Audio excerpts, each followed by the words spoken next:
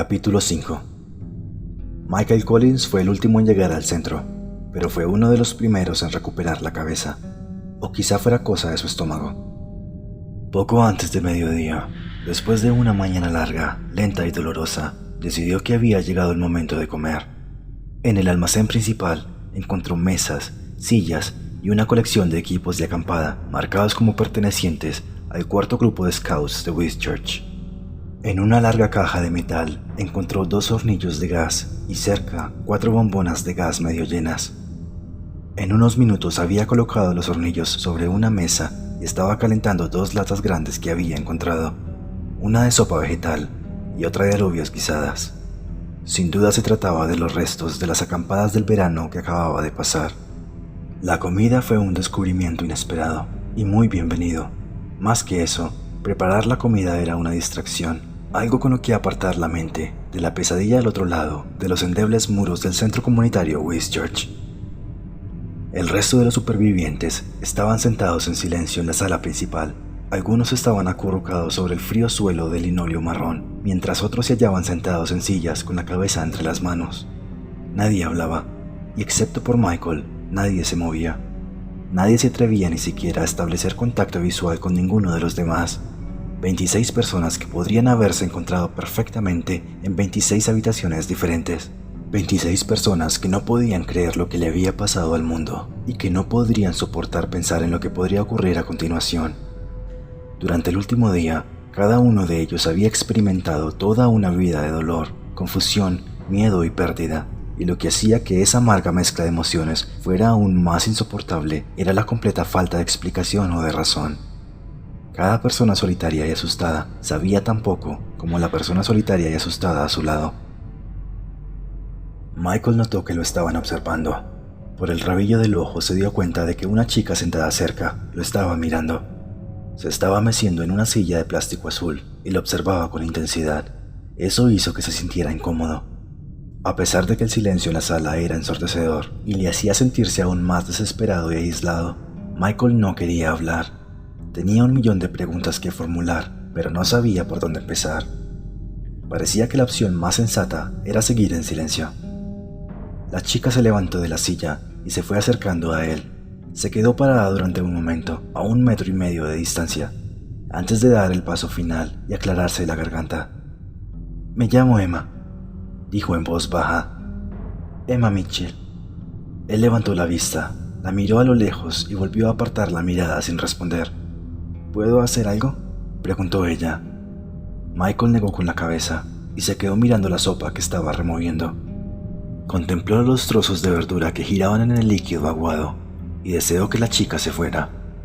No quería hablar, no quería iniciar una conversación, porque una conversación significaría inevitablemente hablar de lo que le había pasado al resto del mundo, y en ese preciso momento eso era lo último en lo que quería pensar. El problema era que eso era lo único en lo que podía pensar. «¿Busco tazones?», murmuró Emma. Ella no estaba dispuesta a dejar que él no le prestara atención. Él era la única persona en la sala y había hecho algo durante toda la mañana, y la lógica y la razón le indicaban que era la persona con la que más valía la pena iniciar una conversación. Emma encontraba sofocante el silencio y la falta de comunicación, tanto que hacía un rato casi había decidido levantarse e irse. Lo habría hecho si no hubiera estado tan asustada. Michael notó que ella no se iba a ir y volvió a levantar la mirada. «He encontrado algunos tazones en los almacenes», murmuró. «Gracias de todas formas». «No hay problema». Tras otra pausa, larga e incómoda, Michael volvió a hablar. «Me llamo Michael», dijo. «Mira, lo siento, pero...». Se calló porque no sabía qué estaba intentando decir. Emma lo comprendió. Asintió abatida y estaba a punto de darse la vuelta y alejarse, cuando él se dio cuenta de que, de repente, quería que se quedase. La idea de que la raquítica conversación finalizase antes de que hubiera llegado a comenzar le obligó a realizar un esfuerzo. Intentó decir algo que le hiciera quedarse en la mesa junto a él. «Lo siento», repitió. «Es solo que, con todo lo que quiero decir, no sé por qué...». «Odio la sopa», gruñó Emma, interrumpiéndole deliberadamente y conduciendo la conversación hacia aguas más seguras y neutrales. «En especial la de verdura. Dios, no soporto la maldita sopa de verduras». Yo tampoco, confesó Michael. Espero que a alguien le guste. Ahí dentro hay 4 latas más de lo mismo. Con la misma rapidez con que había empezado, terminó el breve diálogo y regresó el silencio, porque no había nada seguro que decir. La charla intrascendente parecía innecesaria e inapropiada. Ninguno de los dos quería hablar de lo que había pasado, pero ambos sabían que no podrían evitarlo. Emma respiró hondo y lo intentó de nuevo.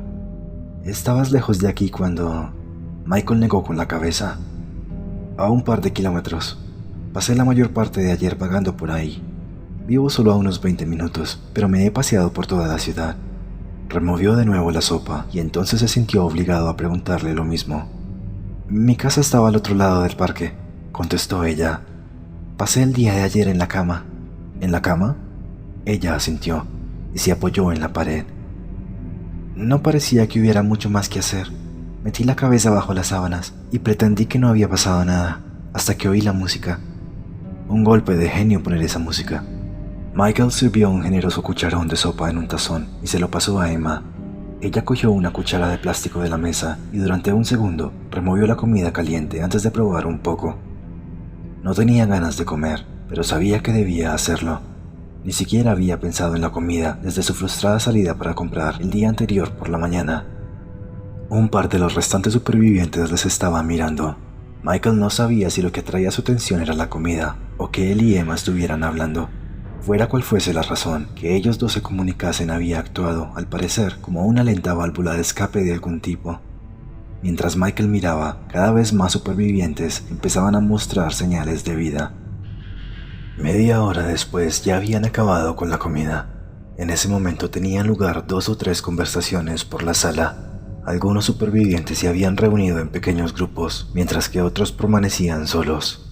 Algunos hablaban y el alivio se les notaba en el rostro, mientras que otros lloraban. El sonido constante de los sollozos se oía claramente por encima de las conversaciones a media voz.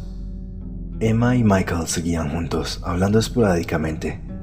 Michael se enteró de que Emma era estudiante de medicina, y Emma se enteró de que Michael trabajaba con ordenadores.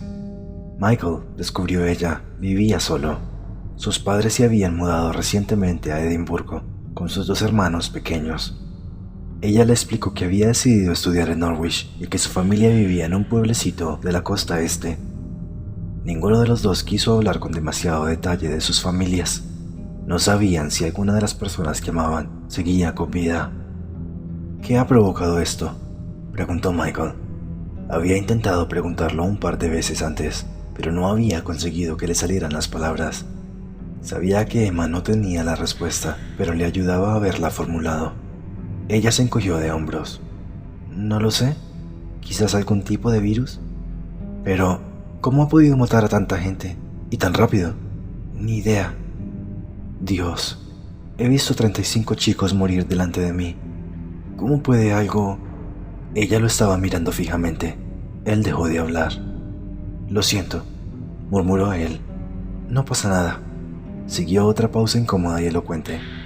«¿No tienes frío?», preguntó finalmente Michael. Emma negó con la cabeza. «Estoy bien». «Yo estoy helado. Te digo que hay agujeros en las paredes de este sitio. Esta mañana he ido a un rincón y al empujar un poco se ha venido abajo la maldita pared. No costaría mucho derrumbar todo este sitio». Eso es muy tranquilizador. Gracias». Michael cerró rápidamente la boca, arrepintiéndose de sus torpes palabras. Lo último que cualquiera quería oír era lo vulnerable que eran en el centro. Podía estar viejo, destartalado y lleno de corrientes de aire, pero era todo lo que tenían. Cerca había un número incontable de edificios mucho más fuertes y seguros, pero nadie quería dar un solo paso fuera de la puerta por temor a lo que pudiera encontrarse. Michael se quedó mirando mientras Stuart Jeffries y otro hombre, cuyo nombre creía que era Carl, mantenían una seria conversación en el rincón más alejado de la sala, con una tercera persona a la que no podía ver. Los contempló fijamente, sintiendo que las frustraciones estaban empezando a llegar a la superficie.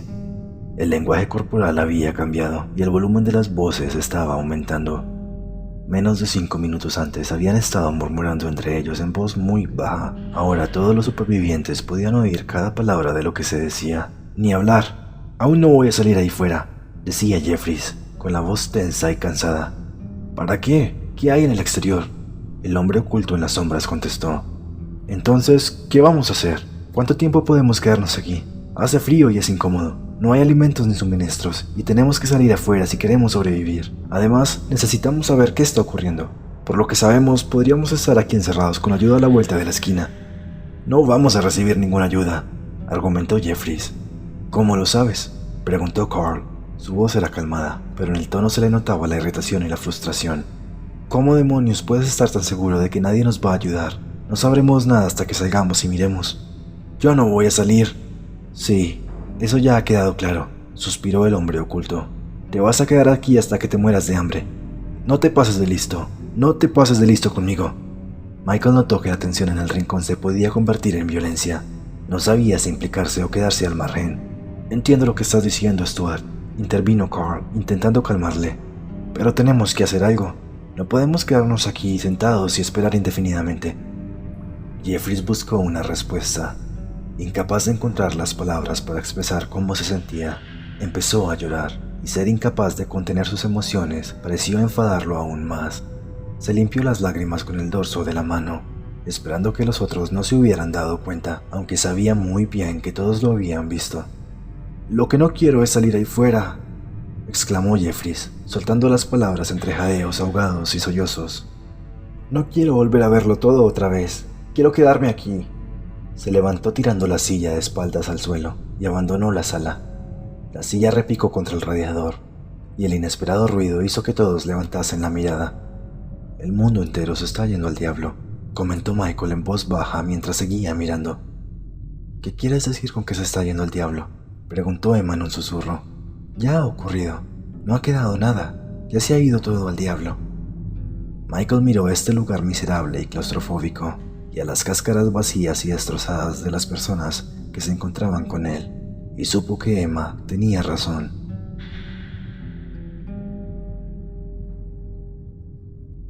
Muerto, frío y vacío por dentro, Carl estaba sentado solo en un rincón oscuro de uno de los almacenes, con la cabeza en las manos, llorando por su esposa y su hija. Ellas habían sido la razón de su existencia, la razón por la que había ido a trabajar y la razón por la que había regresado a casa. Se había dedicado a ellas de una forma que nunca creyó posible, y de repente, sin ninguna razón, advertencia o explicación, se habían ido. Se las habían arrebatado en un parpadeo, y no había nada que él pudiera haber hecho para evitarlo.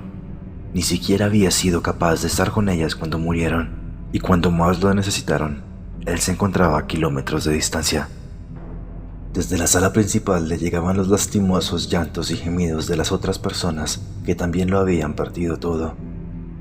Podía sentir su rabia, su frustración y su total desconcierto. Casi era capaz de olerlos en el aire, como el hedor de carne en descomposición. Oía peleas, discusiones y gritos. Oía cómo el dolor más cruel destrozaba a las 20 y pico personas desesperadas. Cuando ya no pudo aguantar el ruido, se puso en pie con la intención de irse, pero al pensar en los miles de cuerpos sin vida tendidos en las calles, se detuvo. El día casi había acabado y pronto oscurecería. La idea de estar a cielo abierto ya era suficientemente horrible, pero estar fuera en la oscuridad, solo, y vagar sin destino con la única compañía de los muertos, era demasiado para ni siquiera tomarlo en consideración. Retazos de la luz del sol, brillante y anaranjada, se filtraban en el edificio por encima de su cabeza, manchando la pared a su espalda con colores inesperados y casi fluorescentes. Curioso por descubrir el origen de la luz, miró hacia arriba y vio una estrecha claraboya en el techo inclinado. Se subió a una mesa de madera, estiró los brazos y abrió la claraboya. Luego pasó a través del agujero y salió arrastrándose a una sección de tejado plana y asfaltada. Un viento cortante lo sacudió con fuerza cuando se puso de pie en esa zona del tejado, de unos 10 metros cuadrados. Desde el extremo más alejado pudo ver a lo largo de la calle principal y hacia la ciudad muerta que se extendía más allá. Con la mirada fue siguiendo la ruta de la calle. Al girar hacia la izquierda y alejarse con dirección hacia Hadley, el pequeño suburbio en el que había vivido y en el que los cuerpos de su mujer y su hija yacían juntos en la cama, aún podía verlas, inmóviles y sin vida, con los rostros manchados de sangre, oscura, medio seca, y de repente el viento helado pareció soplar aún más helado. Durante un momento consideró la posibilidad de regresar a casa, lo menos que se merecían era un funeral en condiciones y un poco de dignidad. El dolor que sentía en su interior era inaguantable. Se dejó caer de rodillas y apoyó la cabeza en las manos. En la distancia vio algunas partes de la ciudad en llamas. Nubes grandes y espesas de un humo negro y sucio se alzaban hacia el cielo anaranjado del atardecer desde incendios descontrolados. Mientras contemplaba cómo el humo subía sin pausa, su mente divagaba y proponía innumerables explicaciones de cómo podrían haberse iniciado esos fuegos. La rotura de una tubería de gas quizá, un remolque de gasolina accidentado, un cuerpo muerto que ha caído demasiado cerca de una estufa. Sabía que era un ejercicio inútil, pero no tenía nada más que hacer, y pensar en esas insignificancias ayudaba a olvidar durante un rato a Gemma y a Sara. Estaba a punto de regresar adentro cuando uno de los cuerpos en la calle le llamó la atención. No supo la razón porque no resultaba nada especial en medio de la confusión y la carnicería. El cadáver era de un adolescente que había caído y se había golpeado la cabeza contra el bordillo. Se había roto el cuello, que se le había quedado en un ángulo antinatural, y sus ojos miraban fijamente hacia el cielo. Parecía estar buscando una explicación. Carl casi se sintió como si le estuviera preguntando qué había ocurrido y por qué había muerto. El pobre chico parecía tan asustado y tan solo. Carl no pudo mirarle a la cara durante más de un par de segundos. Volvió a entrar, y de repente el frío e incómodo centro comunitario le pareció el lugar más seguro y cálido del mundo.